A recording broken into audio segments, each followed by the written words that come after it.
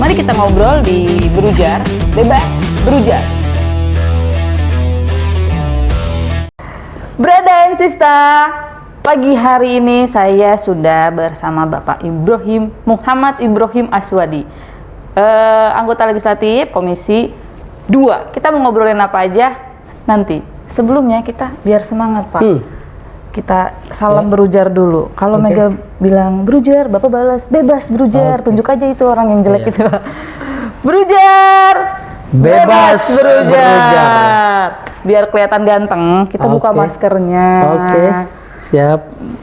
Nah, kan kelihatan gantengnya Bapak Ibrahim Aswadi yang sibuk sekali sudah menyempatkan hadir ke studio Berujar yang mungil ini. Bapak, iya Mega, gitu dong. Iya teh, ya teh aja ya. Biar santai. Iya ya, benar. Mbak Mega. Bapak, jadi kan Bapak itu adalah anggota legislatif di Komisi 2. Komisi 2 itu pekerjaannya apa, Pak? Tapi kenalan dulu. Oke, baik. Biar Bapak agak slow. Iya, biar kenal tahu juga kan. Iya, Bapak kenalan nama segala. Mangga, Pak. Baik, assalamualaikum warahmatullahi wabarakatuh. Waalaikumsalam. Alhamdulillah pagi ini saya diundang oleh Ujaran Kom ya. Ujaran Kom bebas berujar di sini untuk menyampaikan hal-hal mengenai tupoksi saya. Namun sebelumnya saya ingin memperkenalkan diri. Nama saya Muhammad Ibrahim Aswadi, lengkapnya begitu teh. Banyak orang yang menyebut saya banyak nama udara. Ada Mia, ada Bobby gitu. Banyak lagi nama-nama yang disematkan sebagai nama udara ke saya. Saya lahir 47 tahun di sebuah kampung di Cigading sana. Saya asli dari sini. SD, madrasah pun di kota Cilegon. SMP di Cilegon, SMA di Cilegon. Kuliah di Untirta. Kuliah di Untirta. Ya. Jadi belajar politik dari tahun 2000. Dari mulai partai kecil sampai sekarang di Partai Demokrat. Ya. Perjalanan menuju menjadi anggota legislatif menjadi dewan itu gimana, Pak? Saya dulu, Mbak Mega, tahun 2004 udah mencalonkan diri tuh. 2004. Dulu dari partai kecil dulu. 2004 nyalon di DPRD Kota Cilegon, nggak jadi. Tahun 2014 saya nyalon lagi di provinsi, nggak jadi pula dari partai tertentu. Allah menakdirkan nih.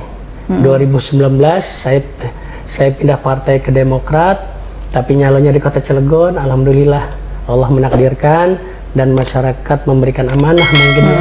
Dari 3 kali perjuangan itu, tahun 2019 ini periode yang pertama untuk saya untuk diberi amanah oleh rakyat ya. Ya sejatinya saya ini pembantu rakyat, bukan apa-apa. Bukan bos, bukan wakil rakyat itu katanya yang paling wah, bukan. Saya ini pembantu rakyat yang diberikan amanah selama 5 tahun. Mudah-mudahan saya bisa amanah untuk menjalankan amanah rakyat, bisa membantu semaksimal mungkin. Itu aja, ibadah dan sebagainya. Nah, itu perjalanannya. Luar biasa perjalanan Bapak ini. Nah, Pak, berarti kan ini periode pertama menjadi anggota legislatif, menjadi dewan. Bapak cerita dong, karena kebetulan Bapak sedang di Komisi 2. Komisi 2 itu membidangi apa sih, Pak? Komisi 2 itu banyak. Mitra Komisi 2 ada 11 ya. Di antaranya saya sebutkan Dinas Pendidikan, Dinas Kesehatan, Rumah Sakit, Disnaker, Kesra, Dinas Dinas DP3 KAB, masalah perempuan ya. Masih banyak yang lainnya. Kalau saya bisa sampaikan, Komisi 2 itu komisi jeritan rakyat ya. Iya benar ya. Komisi harapan besar rakyat. Komisi Mimpi-Mimpi Rakyat, Komisi Tangisan Rakyat. Kenapa? Komisi kita itu kebetulan ya, tupoksinya menyangkut masalah-masalah hak-hak dasar rakyat. Kayak bagaimana masalah pengangguran, gitu, PHK, bagaimana masalah kesehatan rakyat, bagaimana masalah pendidikan, masalah sosial kemasyarakatan. Hampir 2 tahun saya menjabat anggota DPRD di Komisi 2. Udah ratusan kali kami melakukan RDP, rapat dengar pendapat, menampung aspirasi masyarakat untuk duduk bersama di tengah-tengah masyarakat. Banyak sekali permasalahan-permasalahan kaitan dengan pengangguran, terutama ya banjir, masalah KCS, masalah bantuan bansos dan sebagainya. Banyak sekali. Itu di komisi kami tugasnya kebetulan. Ya kami alhamdulillah diberikan di posisi di Komisi 2 tuh seneng banget gitu ya. Karena real merasakan jeritan tangisan masyarakat secara langsung. Tapi Pak, anggota Komisi 2 itu, Bapak dan teman-teman di Komisi 2 sudah melakukan apa Pak selama menjabat? Apa yang sudah dilakukan? Maksudnya kan ada progres kegiatan atau progres kerjaan yang harus dilakukan. Itu sudah dilakukan atau belum sih Pak? Alhamdulillah nih, banyak hal yang dilakukan oleh kawan-kawan khususnya di Komisi 2 ya. Salah satu contoh aja, baru kemarin 2 perda inisiatif dari DPRD Kota Cilegon yang lahir dari Komisi 2 ya, itu sudah diparipurnakan. Yang pertama itu perda kaitan dengan ketenagakerjaan, yang kedua kaitan dengan kepemudaan. Nah, ini menarik. Kemarin diparipurnakan, dari raperda disahkan, didorong untuk menjadi perda. Alhamdulillah. Lah 2 perda ini kenapa lahir dari inisiatif DPRD, wabil khusus Komisi 2. Yang pertama kaitan perda ketenagakerjaan. Ini semangat spiritnya adalah kita merasa prihatin.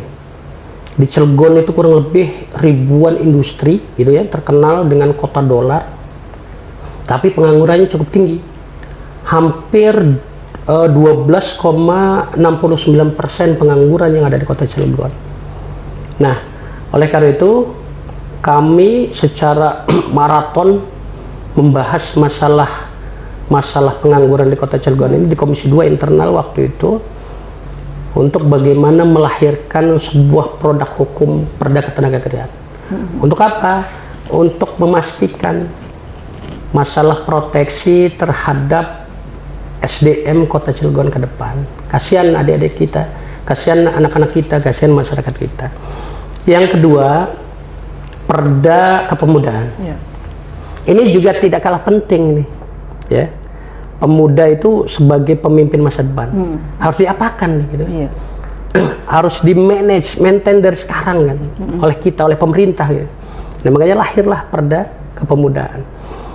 Dari 2 perda ini, bayangkan, contoh perda kepemudaan, kami kunjungan ke salah satu kabupaten kota.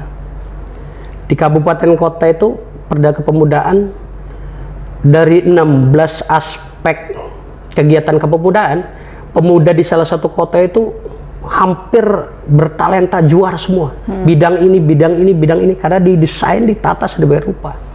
Kita ingin seperti itu di Cilegon, khusus kepemudaannya. Yang kedua kaitan perda ketenagakerjaan.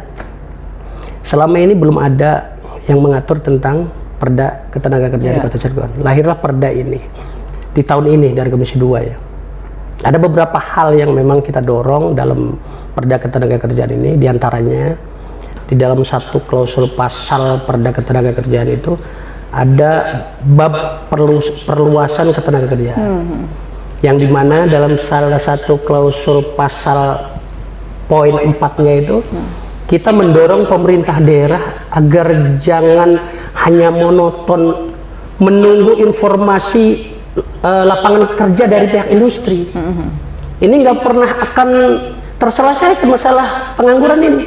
Bayangkan 12,69%. Metodenya bagaimana gitu ya, ngedesnya bagaimana, ada blueprint besar yang harus disiapkan oleh pemerintah daerah. Nah, di pasal klausul itu kita sisipkan agar pemerintah daerah juga kreatif dan inovatif. Iya. Caranya apa? Dalam salah satu klausul pasal perluasan tenaga kerja itu, pemerintah daerah kita dorong agar bekerja sama dengan pihak industri membuat program-program kreatif bersama industri. Apa itu? Misal di tengah-tengah masyarakat diciptakan hilirnya, turunannya dari industri itu. Misal saya sebut aja lah Chandra Asih. Chandra Asih kan programnya biji plastik ya. Iya. Tentu ada turunannya tuh. Turunannya itu limbah biji plastik ya. Oh. Kenapa nggak dikemas gitu? Dibikin semacam gelas plastik, ya kan?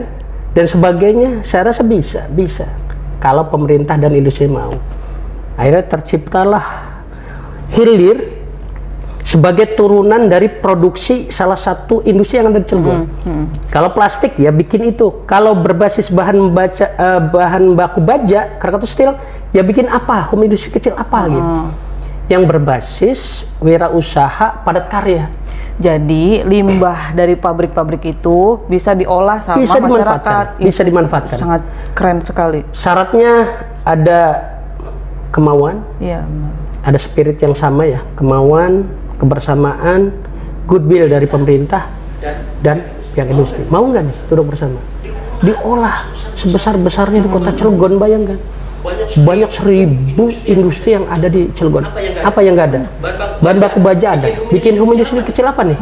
Yang berbasis padat karya. Iya. Biji plastik ada. Bahan baku kecantikan ada Cilegon.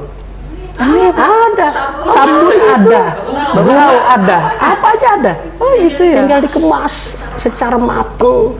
Nah, makanya kita lahirkan perda itu untuk mendorong kreativitas daerah Benar-benar. agar meningkat.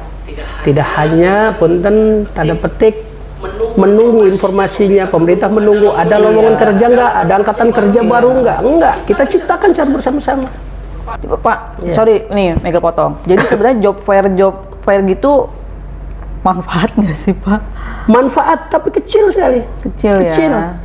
Nggak bakal bisa mengangkat atau meminimais masalah pengangguran. Iya benar-benar. Harus ada lini-lini yang lain.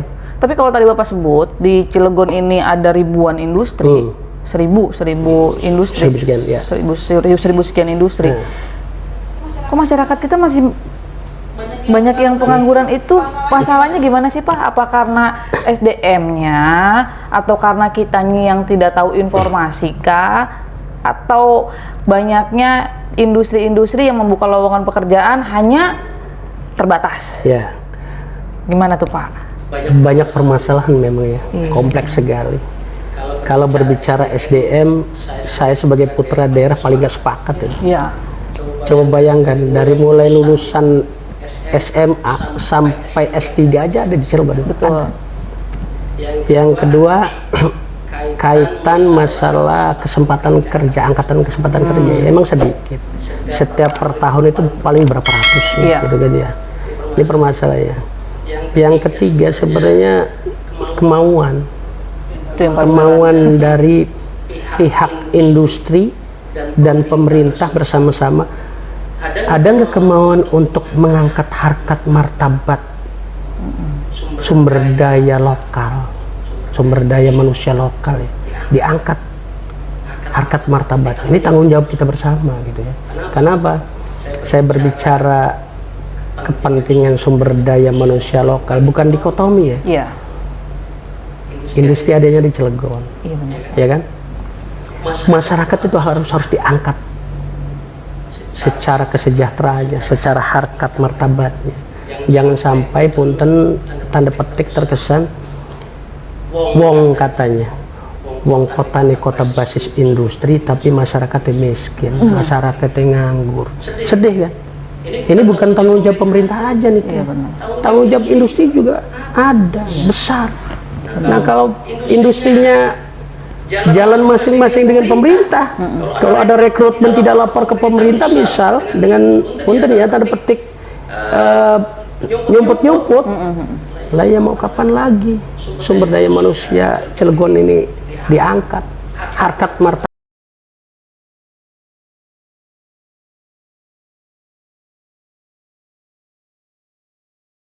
martabatnya, keberadaannya. Iya, betul. Tapi kan industri, ini pendapat Mega Pak, industri itu kan sebenarnya memang harus kerjasama sama pemerintah sesuai yang Bapak bilang tadi.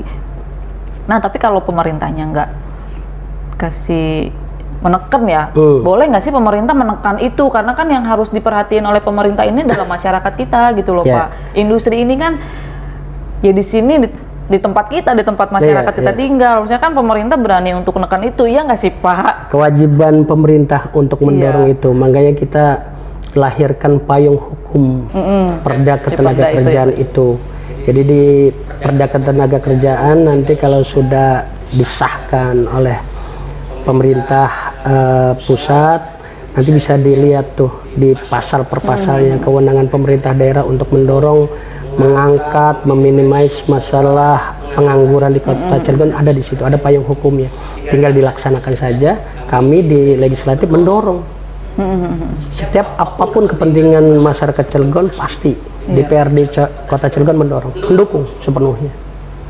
Kan di Cilegon ini nih, karena kebetulan Bapak di Komisi 2, maksudnya mengurusi ya bahasanya Pak, mengurusi ya mitra bermitra dengan ya pekerjaan-pekerjaan gitu Pak, pengangguran tenaga kerja. Cilegon ini berapa hari kemarin demo terus nih Pak, demo gede-gedean, demo buruh ya, demo teman-teman buruh gitu. Nah, yang dituntut sama kawan-kawan buruh ini kan adalah kenaikan upah ya Pak? Iya, saya dengar begitu. Tapi itu gimana Pak? Sudah selesaikah atau gimana sih Pak? Ini yang menarik kita bahas hari ini juga ya. Jadi ada beberapa hal yang menurut saya kurang cepat, kurang tanggap dilakukan oleh pemerintah daerah, sehingga kawan-kawan buruh juga berekspresi, demo besar-besaran, bahkan sampai sekarang juga belum selesai. Ada beberapa hal yang menurut saya di dalam konteks upah minimum kota itu kan sebelum disahkan oleh Gubernur Provinsi Banten, di SK-kan, itu ada pembahasan di Dewan Pengupahan Kota, ya kan? Dewan Pengupahan Kota itu ketuanya wali kota, CQ, Dinas Tenaga Kerja kan. Ada pihak buruh, ada pihak industri. Dari Dewan Pengupahan Kota ini lahir rekomendasi pengupahan itu di angka 1,9 sampai 3,70-an persen, ya. Pemerintah daerah ngambil 0,71. Ini kan terlalu rendah. Lantas pertanyaan saya, apa fungsinya Dewan Pengupahan gitu kan? Padahal Dewan Pengupahan itu kan yang sudah pasti mempunyai hitung-hitungan, ya, kenaikan kebutuhan ekonomi masyarakat sekian gitu kan, punya hitung-hitungan lah. Seharusnya hasil dari recommended Dewan Pengupahan Kota Cilegon itu menjadi bahan pertimbangan dari pemerintah daerah. Misal mengambil jalan tengah kayak gitu kan, dari 1, sekian sampai 3, sekian diambil misalkan 3% atau 2, sekian persen, biar peningkatannya itu seimbang dengan kebutuhan hidup layak kawan-kawan atau saudara-saudara kita yang menjadi buruh itu kan. Itu yang pertama. Yang kedua, kemarin kan demo besar-besaran, terjadi penandatanganan oleh Pak Wali Kota, hampir 3,71% di ACC kan. Tapi per hari kemarin Gubernur Banten sudah melahirkan tetap di angka 0,71. UMK Kota Cilegon itu 4,4.300.000 sekian. Artinya apa? Yang tetap disahkan yang keputusan pertama, gitu. Hasil kemarin nggak bisa merubah keputusan itu. Gitu. Sudah di SK-kan oleh Gubernur. Ini juga menjadi keprihatinan kita di DPRD, agar ke depan pemerintah daerah juga ada sebuah pemikiran, pertimbangan ya, ketika menaikkan kebutuhan ekonomi yang layak bagi kawan-kawan buruh itu yang yang bener-bener lah, gitu. Nggak terlalu naik ya, hanya 30.000, kasihan kan. Iya. Hidup di Cilegon itu mahal teh. Betul. Mahal sekali, kayak di daerah-daerah yang lain. Betul. Itu harus dipertimbangkan, dipikirkan oleh pemerintah daerah. Dewan mah insya Allah mendukung, mau naik 2, sekian persen, 3%, dari awal kami mendukung. Tapi Pak, kawan-kawan buruh memperjuangkan haknya untuk dinaikkan upahnya. Tapi kan perusahaan juga kan harus hitung-hitungan nih Pak. Saya naikin gaji sekian, kebayar nggak nih gitu tuh dengan sekian banyak karyawan, dengan kebutuhan di perusahaan, kan itu ada hitung-hitungannya Pak. Berarti kan sudah disesuaikan dong Pak dengan upahnya segitu. Ada maksudnya kayak pemberian upah sekian persen itu ditentukan oleh pemerintah daerah atau pemerintah pusat sih Pak? Kan tadi runtutannya itu ada pembahasan di level Dewan Pengupahan Kota. Oh, dari kota. Ada pembahasan dulu tuh. Ada Dewan Pengupahan namanya. Dibahas di situ, yang dimana Dewan Pengupahan itu ada pihak pemerintahnya, ada industrinya, ada pihak buruh. 3 elemen ini perwakilannya yang membahas sebenarnya. Ya keluarlah recommended itu 1,70% sampai 3, sekian persen. Itu alternatif kan? Iya. Sudah dipertimbangkan gitu kan? Nggak ada keberatan. Tinggal pemerintah daerah mau masuk di lini mana tuh dari alternatif itu. Ya kalau ngambilnya 0,71 berarti kan di luar recommended tuh. Iya. Ya pertanyaan saya, fungsi Dewan Pengupahan itu berarti nggak dihargai kan? Iya benar-benar. Iya kan? Dewan Pengupahan itu pakai APBD loh. Sudah ada standarnya nih 1, sekian sampai batasnya paling besar 3, sekian. Tapi yang disepakati di bawah dari itu keputusan pemerintah daerah kemarin. 0, di bawah, bukan mengambil alternatif dari keputusan Dewan Pengupahan Kota. Yang sudah pasti banyak pertimbangan-pertimbangan tuh kan. Perdebatan-perdebatan dari buruh sekian, dari industri sekian, pihak pelaku industri kan, dari Dewan Pengupahan Kotanya, dari pihak pemerintahnya sekian, sudah dirapatkan dulu. Itu yang jadi polemik. Kenapa sih ketika sudah ada rekomendasi dari Dewan Pengupahan Kota, pemerintah daerah malah mengambil alternatif yang di bawah 0, sekian? Itu yang jadi polemik. Oh gitu. Tapi sekarang udah menjadi nasi menjadi bubur. SK Gubernur udah turun kemarin kan per tanggal 30 menjadi 4.300.000 itu. Ini menjadi pembelajaran penting ya bagi pemerintah daerah, agar ketika memutuskan masalah upah perburuhan itu, kami mendorong agar melihat dari recommended Dewan Pengupahan Kota itu seperti apa sih. Karena kami meyakini bahwa rekomendasi Dewan Pengupahan Kota itu ada kajian dari berbagai macam lini yang sudah dipertimbangkan dari berbagai macam aspeknya, dari pihak pelaku industrinya, dari pemerintahnya, dari buruhnya. Itu yang terbaik sebenarnya. Keputusan recommended Dewan Pengupahan Kota itu terbaik, saya pikir. Tinggal dicari aja mau mengambil berapa persen dari 1, sampai 3, itu. Diambil aja jalan tengah, misal kalau masih berat gitu ya, diambil di 3 gitu, atau di 2,5, atau di berapa gitu kan. Jangan ngambil malah di bawah, ini jadi masalah. Makanya buruh terus bergerak kan, karena memang tidak rasional hitung-hitungan dari kebutuhan kelayakan hidup di kota dolar yang begitu mahal ini. Itu teh mahal, biaya hidup di Cilegon itu mahal banget. Mahal. Makan aja, waduh, masya Allah, beli beras aja mahal. Iya. Nah Pak, sebelum ngobrol yang lain, Bapak minum dulu teh Bapak sudah dingin. Minum dulu Pak. Ada disiapin kopi ya? Bapak, jadi sambil ya. Ya. Di Brujar itu kameramen, kadang penonton yang ada berapa ini? 15 orang ini suka bertanya-tanya Pak. Suka ada yang nanya netizen ini. Ini udah nggak sabar mau nanya kayaknya. Sambil aja ya, santai saya nikmati kopi Brujar ya. Sambil minum dulu Pak Dewan. Apa Kang? Pak Dewan. Kang siapa? Perkenalkan, nama saya Yuli. Saya di sini sebagai kameramen. Ya. Biasanya saya bertanya-tanya setelah pada sesi dialog. Ya. Dewan bagaimana menciptakan, jangan menciptakan lapangan pekerjaan, tapi bagaimana menciptakan pengusaha-pengusaha muda. UMKM. Jadi selama ini kan mindset di Cilegon tuh Pengennya kerja aja. Kerja lulus, kerja.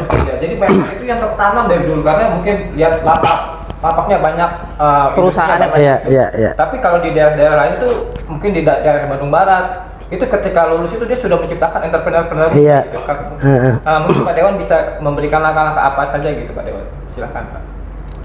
Ada 2 hal tadi ya. Di Komisi 2 tuh melahirkan 2 perda inisiatif. Tadi saya ceritakan tuh Bu Mega. Perda kepemudaan dan perda ketenagakerjaan. Di 2 perda ini sebenarnya kita masukkan, kita sisipkan klausul bagaimana menciptakan kreativitas masyarakat dan pemuda kaitan dengan masalah pendirian UMKM atau home industri kecil dan sebagainya. Itu maksudnya apa? Yaitu tadi Kang, pertanyaan Kakang, agar adik-adik kita, anak-anak kita itu ketika lulus sekolah, punten kacamata kudanya itu tidak lurus ingin menjadi karyawan saja, tapi bisa juga dengan berwirausaha, jadi saudagar dan sebagainya. Namun tentu program ini juga harus ada dukungan, support dari pemerintah daerah ya. Kayak di daerah-daerah Jawa sana, ketika kami melakukan kunjungan luar biasa supportnya dari pemerintah daerah itu. Sampai ada Jepangnya Indonesia itu home industri kecil dibikin di salah satu kecamatan. Satu kecamatan home industri kecil semua itu. Dan lucunya di sana itu ketika diproduksi jadi home industri kecil berbasis bahan baku bajanya dari Cilegon. Coba bayangkan, kenapa dari Cilegon? Nah itu yang saya maksud tadi itu. Seluruh industri di kota Cilegon harus bergandengan tangan dengan pemerintah daerah, Kang, solusinya, Kang. Pemerintah daerah harus merangkul untuk menciptakan lini-lini pembangunan kewirausahaan baru, menciptakan lapangan kerja baru di tengah-tengah masyarakat. Dengan cara apa? Industri mendorong agar lahir turunan turunannya, hilirnya. Tadi saya sebutkan di awal, kalau seandainya Chandra Asih itu punya produknya biji plastik, ada kan limbahnya itu, limbah biji plastik ya. Nah itu dibikin gelas dari plastik, bisa. Itu tinggal beli mesinnya aja. Pemerintah daerah beli tool mesinnya, Chandra Asih menyiapkan bahan baku biji plastik limbahnya gitu. Jadi kita bikin apa lagi? Home industri kecil, misalkan kontainer buat toko-toko warung. KAS itu kan biangnya baja, banyak potongan-potongan pelat dan sebagainya. Tinggal disinkronkan aja itu dengan pemerintah daerah, bikin program usaha ini gitu kan, berbahan baku baja. Banyak bahan baku sabun ada, gula ada, apalagi di sini banyak. Tinggal mengemas saja, tepung ada, apalagi banyak, tinggal kemauan. Jadi kata kuncinya sebenarnya masyarakat pengen merubah paradigma itu, dari yang tadinya ingin jadi karyawan pengen usaha, pengen jadi wirausahawan, tapi harus difasilitasi oleh pemerintah daerah, Kang. Saya setuju. Jadi rubah mindset kacamata kuda anak-anak kita, jangan jadi karyawan karena angkatan kerja itu sedikit, Bapak, pengangguran banyak. tapi ini problematika yang ada di masyarakat. Kalau misalnya kita adalah kota industri, kota dolar, lebih dikenal Cilegon itu kota baja juga. Nah, kalau misalnya yang tadi Bapak kota santri juga. Kalau yang tadi Bapak sebutkan, kita di Chandra, contohnya tadi Chandra, ada turunannya nih, beranak lah. Hasilnya plastik yang ada limbahnya bisa dimanfaatkan. KS ada limbahnya baja bisa dimanfaatkan. Bapak, kita ini kan tinggal di Cilegon. Yang kayak gitu dari pabrik itu, dari perusahaan. Kenapa itu? Kalau nggak diinin sama pemerintah, kita akan kesulitan, Pak. Masyarakat dan teman-teman muda ini akan kesulitan untuk mengambil mengolah itu. Jangankan untuk ke tahap mengolah, tapi mau minta sampahnya aja akan Agak sulit. kesulitan. Itu yang Ini- Bapak juga tahu kan maksudnya. Iya. Ya kasus begitu gitu. Ini nyambung Nah, ini. gimana nih, Pak? Nyambung ini. Sebenarnya pemerintah daerah Cilegon itu udah mulai membuka keran itu dengan pilot projectnya sampah yang ada di PLTU Suralaya itu dikerjasamakan di Bagendung, Iya. ya kan? Itu bisa diolah, dikembalikan lagi ke PLTU Suralaya sebagai bahan salah satu bahan baku penyumbang ya. Itu bisa. Jadi gimana kemauan pemerintah daerah Betul, sebenarnya bangun gini daerah, komunikasi, Pak. Iya. bangun komunikasi satu. Yang kedua pemerintah daerah mengarahkan. Ini masyarakat di klaster Ciwandan misal ya, kecamatan Ciwandan masyarakatnya apa nih pengennya, Citangkil apa, terus sampai ke Merak apa. Sebenarnya itu deh kemauan dari pemerintah daerah Iya, Cilegon. Bisa. Ya kalau misalnya pemerintah turut serta serius konsen untuk masalah ini, saya yakin Pak pemuda-pemuda ini maksudnya menekan, kreatif dan menekan itu yang namanya pengangguran. Ini memang peran pemerintah Iya, dan peran betul, Bapak betul. sebagai wakilnya masyarakat ini penting banget Pak. Iya. Jadi kita juga nggak kekurangan. Jelas anak muda punya modal dari mana selain Iya. kreativitas dan umur yang masih muda, semangat yang masih banyak gitu. Tapi kalau nggak dibantu sama Bapak dan pemerintah, hasilnya nggak ada Pak. Betul. Kami di DPRD insya Allah selalu mendukung apa yang diinginkan oleh masyarakat sepanjang itu baik bagi masyarakat ya. Yang pertama. Yang kedua kaitan kepentingan masyarakat tadi itu sebenarnya cuman dua. Ada nggak kemauan dari pemerintah untuk mendorong itu? Kalau DPRD siap, is okay aja. Yang kedua, pemerintah harus melakukan pendampingan teh. Pendampingan itu banyak sekali kan, pendampingan dalam hal permodalan dan sebagainya ya, bukan hanya dicantolkan di pihak industri aja, turunannya aja, tapi harus ada masalah pendanaan, supporting itu, pemasaran dan sebagainya. Itu yang penting sebenarnya. Ada nggak kemauannya gitu. Bapak keren banget sih Pak, sebenarnya pengen ngobrolnya panjang ini karena Nggak apa-apa, 2 jam nggak apa-apa lah. jadi yang permasalahan-permasalahan di masyarakat itu jadi ya sedikit-sedikit ya tercerahkan sih Pak. Ya. Pak, sebelum closing nih, harapan Bapak apa sih Pak untuk masyarakat? Cilegon, membangun masyarakat ya. Harapan untuk masyarakat dan harapan untuk Bapak pribadi juga. Saya berharap gini, dalam hal konteks Kota Cilegon, Kota Cilegon ini milik kita. Pengen apa, terserah kita nih sebenarnya. Secara bersama-sama, masyarakat, pemerintah daerah, pelaku industri dan sebagainya. Harapan saya terhadap masyarakat terus mengingatkan, terus bergerak, terus mengkritisi pemerintah daerah. Untuk apa? Untuk mewujudkan mimpi-mimpi masyarakat. Ya, masyarakat itu sebagai kekuatan civil society yang harus terus mengingatkan pemerintah dan legislatif.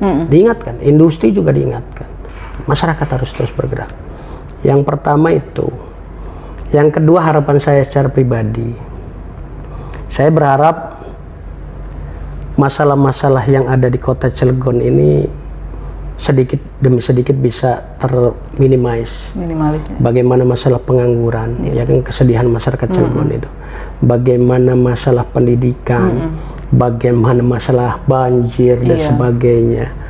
Mudah-mudahan ke depan pemerintah daerah, karena selalu diingatkan juga oleh masyarakat sebagai kekuatan civil society, ini bisa terminimais dengan baik sehingga masalah pengangguran juga bisa terangkat. Mari kita pikirkan secara bersama-sama. Iya benar. Bukan pemerintah saja, industri juga punya kewajiban, Teteh punya kewajiban, saya punya kewajiban untuk sama-sama bergerak. Iya. Melangkah ke arah yang lebih baik gitu. Itu Teh. Baik. Harapan saya kepada masyarakat dan harapan saya secara pribadi. Oke, baik Pak. Bapak ini luar biasa. Sangat sibuk, tapi setelah ngobrol begini saya jadi ikut mikirin banyak ini karena banyak anak muda yang di Cilegon yang harus Iya. diperjuangkan. Bapak terus sehat. Amin, amin, amin, amin. Terus bermanfaat buat masyarakat, Amin. terus berjuang untuk masyarakat. Amin. Doakan, Teh. Iya, amin. Terutama Bapak kan ada di Komisi Jeritan Rakyat. ya, Jeritan Pak? Rakyat, Teh. Komisi Jeritan Rakyat Masya yang Allah. ini luar biasa. Iya. Biarkan nanti kemudahan Allah Iya. yang bantu lah ya Pak Menjadi ya. amaliah Iya, kita benar. kelak. Yang penting Bapak harus tetap sehat, tetap semangat Iya. agar perjuangan-perjuangan Bapak untuk masyarakat bisa terlaksana. Amin. Kita tutup ya Pak ya. Iya. Terima Siap. kasih Bapak Muhammad Ibrahim Aswadi. Demikian ngobrol saya secara serius bersama Bapak Muhammad Ibrahim Aswadi, Bapak Mia atau Mia, Bapak Bobi. banyak sekali. Dari Dapil Citangkil Ciwandan. Semoga periode yang akan datang Bapak masih bisa terus menjabat. Amin. Karena saya yakin apa ya yang Bapak kerjakan sekarang ini belum selesai gitu Pak. Nggak cukup satu Betul. periode itu Pak. Betul. Ya 3 atau 5 periode lah Pak. Masya Allah. Amin ya Pak ya. Amin, amin, amin. Semoga diaminkan sama masyarakat, sama teman-teman yang Amin, nonton amin. juga. Kita tutup, sampai jumpa di Berujar yang akan datang dengan bintang tamu yang lainnya. Tata, berujar, bebas berujar. Bebas berujar.